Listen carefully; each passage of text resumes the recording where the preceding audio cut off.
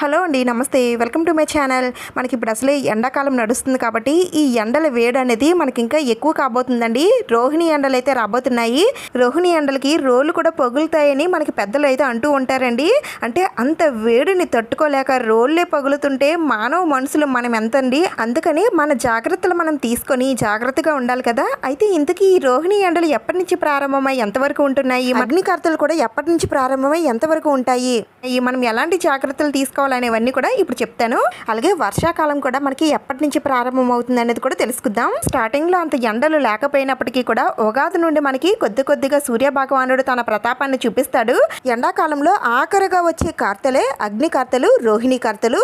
ఎండాకాలంలో వచ్చే కార్తెల కన్నా ఈ రెండు కార్తెల్లో ఎండలు అనేవి ఎక్కువగా ఉంటాయి. అగ్ని కార్తెల్లో ఆ సూర్య భగవానుడు అగ్గి వలె మండి వాతావరణాన్ని నిప్పులు కొలుములా మారుస్తాడు. ఆకాశం నుండి అగ్ని కురుస్తున్నట్టుగా అనిపిస్తుంది. అందుకని దీన్ని అగ్ని కార్తె అని అంటారు.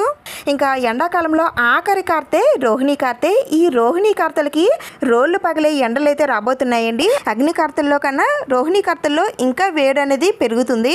అయితే ఈ అగ్ని కార్తెలు రోహిణి కార్తెలు ఏంటండి అని తెలియని వారికి సందేహం అయితే రావచ్చు.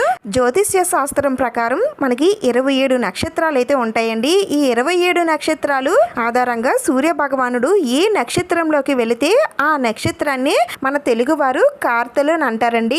మీకు అర్థమయ్యే విధంగా చెప్పాలి అంటే సూర్య భగవానుడు రోహిణి నక్షత్రంలోకి వెళితే దానిని రోహిణి కార్తె అని అంటారండి. కృత్తిక నక్షత్రంలోకి వెళితే అగ్ని కార్తెలు అని అంటారు.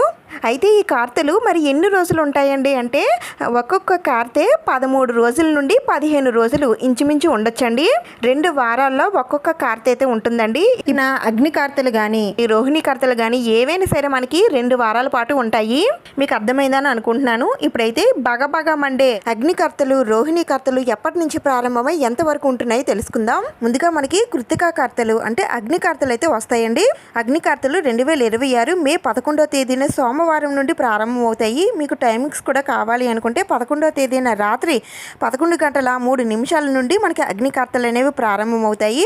ఇంకా ఈ అగ్ని కార్తెలు ఎప్పుడు ముగుస్తాయంటే మే 25వ తేదీన సోమవారం రాత్రి 8:23 ముగుస్తాయండి. ఇవి ముగియగానే మనకి రోహిణి కార్తెలు అనేవి ప్రారంభమవుతాయి. 25వ తేదీన రాత్రి 8:24 నుండి రోహిణి కార్తెలు ప్రారంభమవుతాయి. ఇంకా ఈ రోహిణి కార్తెలు జూన్ 8వ తేదీన సోమవారం రాత్రి 8 గంటలతో ఈ రోహిణి కార్తెలు అనేవి ముగుస్తాయి. ఈ రోహిణి కార్తెలు ముగియగానే మనకి మృగశిర కార్తెలు ప్రారంభమవుతాయండి. మృగశిర కార్తె అంటేనే మనకి వర్షాకాలం ప్రారంభమైనట్టు. ఒక్కొక్క కార్తె 14 లేదా 15 రోజుల పాటు ఉంటాయండి. చివరగా వచ్చే కార్తెలే రోహిణి కార్తెలు కాబట్టి ఈ రోహిణి కార్తెల్లో సూర్య భగవానుడు తన ప్రతాపాన్ని బగబగ మండే ఎండల రూపంలో చూపిస్తాడండి. అందుకనే ఎండాకాలం అంతా ఒక ఎత్తు అయితే ఈ రోహిణి కార్తెలు ఒక ఎత్తు. అందుకని రోహిణి ఎండలకు రోళ్ళు పగులుతాయని రోట్లో పాయసం కూడా ఉడుకుతుందని మన పెద్దలు అంటూ ఉంటారు. అయితే ఇంత మండిపోతున్న సూర్య భగవానుడు ఎప్పుడు చల్లబడతాడనంటే మనకి రోహిణి కార్తెల తర్వాత మృగశిర కార్తెలు అయితే ప్రారంభమవుతాయండి. మృగశిర కార్తెల్లో మనకి ఇంకా వాతావరణం అనేది చల్లబడిపోతుందండి. అందుకనే మృగశిర కార్తెల్లో ముంగిళ్ళు చల్లబడతాయని, మృగశిర కురిస్తే ముసలిద్దు రెంకి వేస్తుందని, మృగశిరకు ముల్లోకాలు చల్లబడతాయని అంటారు. ఇంకా రోహిణి ఎండలకి మనం ఎలాంటి జాగ్రత్తలు తీసుకోవాలనేది ఇప్పుడు తెలుసుకుందాం. ముందుగా అయితే పిల్లల్ని కానీ ముసలి వాళ్ళని కానీ ఎండ ఉన్నప్పుడు ఎట్టి పరిస్థితుల్లో బయటికి అస్సలు పంపించకూడదండి. వారే కాదు ఎవరైనా సరే ఆ ఎండ తీవ్రతకు వడదెబ్బలు లాంటివి తగులుతాయి కాబట్టి సాధ్యమైనంత వరకు ఎండలోకి వెళ్లకుండా ఉండడమే మంచిది. ఒకవేళ వెళ్లాల్సి వస్తే తెలుపు రంగు బట్టలని ధరించాలండి. అలాగే చేతిలో తప్పకుండా వాటర్ బాటిల్, అలాగే గొడుగు, ఇంకా తలకి చుట్టుకోవడానికి స్కార్ఫ్ లాంటివన్నీ కూడా పట్టుకొని వెళ్ళండి. ఎండ తీవ్రతకు శరీరం అలసిపోతుంది కాబట్టి ఆరోగ్యరీత్యా తగు జాగ్రత్తలు అయితే తీసుకోవాలి.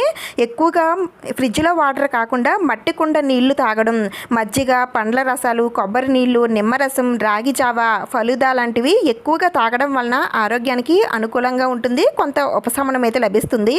మసాలాకు సంబంధించిన ఆహార పదార్థాలు లాంటివి అంటే వేపుళ్ళు కానీ పచ్చళ్ళు కానీ ఎక్కువగా ఆయిల్ ఫుడ్ కలిగిన ఆహార పదార్థాలు తినకుండా ఉండడమే మంచిది. నీళ్ళ సౌకర్యం ఉన్నవారు తప్పకుండా 2 పూటల స్నానం చేయండి. అన్ని రకాల వయసు వారు కూడా ఎక్కువగా కాటన్ దుస్తులు మాత్రమే వాడాలండి. తెలుపు రంగు దుస్తులు ఇంకా తేలికపాటి రంగులు కలిగినటువంటి కాటన్ బట్టలు ధరిస్తే ఉష్ణతాపం అంటే ఆ ఎండ వేడి నుండి ఉపశమనం లభిస్తుంది. ఎంతసేపు మన కోసమే మనం ఆలోచించకుండా సాటి జీవులైనటువంటి పశు పక్షాదులకి తాగడానికి నీరు పెట్టడం, అలాగే వాటికి నివసించడానికి చోటు ఇవ్వడం కూడా ఏర్పాటు చేస్తే చాలా మంచిదండి. అలాగే రోడ్డు పైన వెళ్తున్న బాటసార్లకి కూడా ఎవరికైనా నీళ్లు కావాలంటే వారికి దాహం అయితే తీర్చండి, తాగడానికి చల్లటి నీటిని అందివ్వడం, అలాంటి సంఘ సేవ లాంటి కార్యక్రమాలు చేయడం వలన మీకున్న గ్రహ బాధలన్నీ కూడా తొలగిపోయి మీకు మీ కుటుంబ సభ్యులకి పుణ్యం లభిస్తుంది. ఈ విషయాలన్నీ కూడా మీకు తెలిసినప్పటికీ కూడా నేను ఒకసారి మీకు గుర్తు చేశానండి. అంతే. ఈ వీడియో మీకు యూజ్ అయింది, నచ్చిందని అనిపిస్తే ప్లీజ్ తప్పకుండా లైక్ చేయండి, షేర్ చేయండి, సబ్స్క్రైబ్ చేసుకోండి. ఇంకొక మంచి వీడియోతో మళ్ళీ కలుద్దాం. Thank you for watching.